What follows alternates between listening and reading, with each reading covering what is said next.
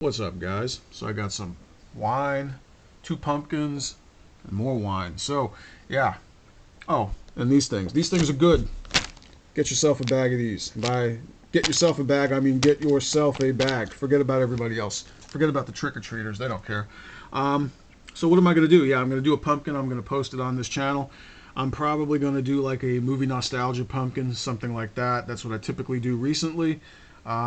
You know, all the other stuff. If you want to see like basic jack-o'-lantern pumpkins, go on one of those family channels. Man, they always do a bunch of stuff. Some of them actually have good ideas. I saw someone do like a contest within their household. Technically a contest.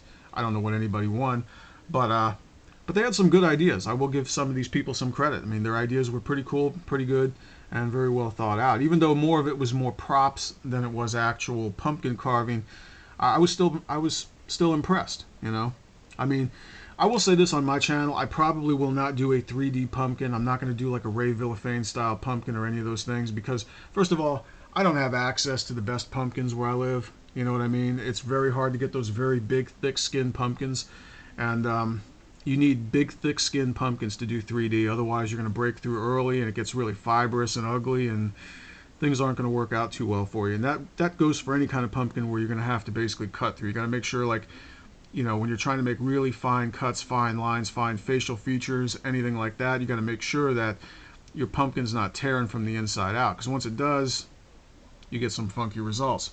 So, oh, the wine. So this is a Provence wine. Now, if you don't know what Provence is a region in France where they grow a lot of rose-colored wines. Or produce them, I should say. Not grow them, they produce them.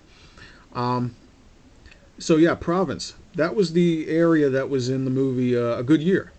So you see how the color of this wine is a typical Provence wine. Yet in the movie they had a red wine, like a Cabernet Sauvignon, right? Kind of like a Bordeaux-like wine. If you don't know the problem with that, go watch the movie Smokey and the Bandit. This stuff is really good right here. This stuff tastes like apple Jolly Ranchers on alcohol. Amazing. I'm not even drinking much of it because I'm trying to save it up. Pretty awesome. So these pumpkins, if I do a face on them, I'm probably going to have to turn them because they're not very tall. Whenever you do a pumpkin, especially if you're going to do a face pumpkin, get the biggest pumpkin you can find. Right now, I think there's a pumpkin shortage of big pumpkins due to heat, whatever it is. And so I'm going to have to turn these things sideways because whenever you're doing a 2D in detail pumpkin, you want to make sure you have, you know, the biggest pumpkin possible to do the face because you don't want to basically you don't want to do small stuff because that's when you start getting tears. That's when the stuff breaks down quicker. Everything else. So, anyways, we'll see what happens with all this stuff. And if you have any suggestions of the pumpkin I should do, throw one out there. Maybe I'll take it into consideration. But normally I like to do my own thing.